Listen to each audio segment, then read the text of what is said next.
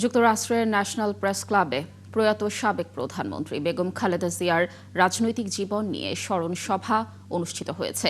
সভায় দেশটির উচ্চপদস্থ সাবেক কূটনীতিক ও গবেষণা প্রতিষ্ঠানের প্রতিনিধিরা উপস্থিত ছিলেন।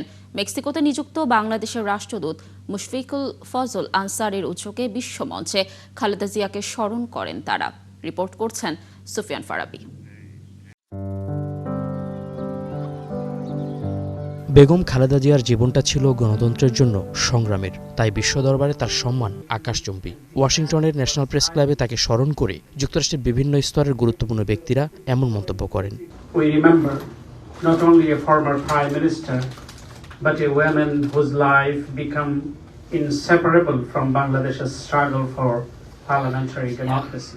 মেক্সিকোতে নিযুক্ত বাংলাদেশের রাষ্ট্রদূত মুশফিকুল ফজল আনসারীর সঞ্চালনায় অনুষ্ঠানে বেগম খালেদা জিয়াকে শ্রদ্ধার সঙ্গে স্মরণ করেন অতিথিরা। উপস্থিত ছিলেন ভয়েস অফ আমেরিকার বাংলা বিভাগের সাবেক প্রধান ইকবাল বাহার চৌধুরী, অ্যাসোসিয়েট প্রেসের সাবেক সম্পাদক ম্যারন বিলকাইন্ড, স্টিমসন সেন্টারের সিনিয়র ফেলো স্টিভ রোজ, এনপিআরের এশিয়া এডিটর ভিনেস নাই।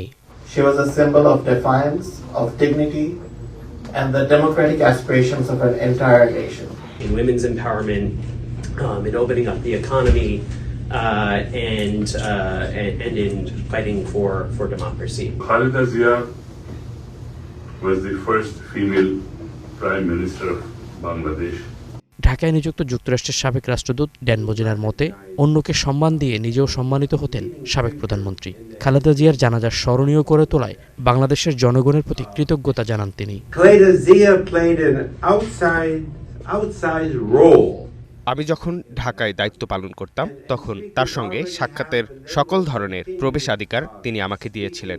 অসংখ্যবার তার সঙ্গে দেখা হয়েছিল। নিজের অসুস্থ শরীর নিয়েও তিনি আমি কেমন আছি সেটা জানতে চাইতেন। তিনি ছিলেন চমৎকার ব্যক্তিত্বশালী। গোলাপি রং ছিল তার অতি পছন্দের। বাংলাদেশের জনগণকে ধন্যবাদ জানাই, তারা তার বিদায় অনুষ্ঠানকে স্মরণীয় করেছে। বাংলাদেশের মানুষের মতো আমিও তাকে স্মরণ করছি।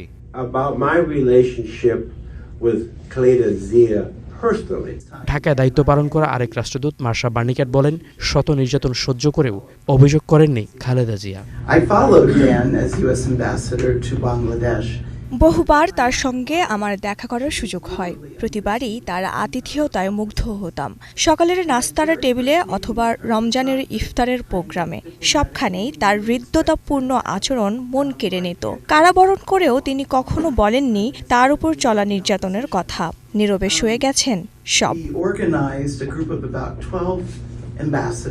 আর ওয়াশিংটন প্রেস ক্লাবের সভাপতি বলেন, খালেদা জিয়ার স্মরণ সভা আয়োজন করতে পেরে তারা গর্বিত।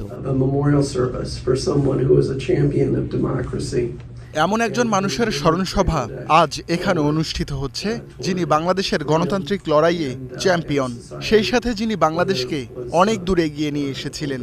আমরা খুবই আনন্দিত যে তার আলোচনা সভা ওয়াশিংটন ন্যাশনাল প্রেস ক্লাবে অনুষ্ঠিত হচ্ছে। সভা শুরুর আগে এবং পরে খালেদা জিয়ার উপর নির্মিত তথ্যচিত্র দেখানো হয়। সুফিয়ান ফারাবি, ৭১, ঢাকা।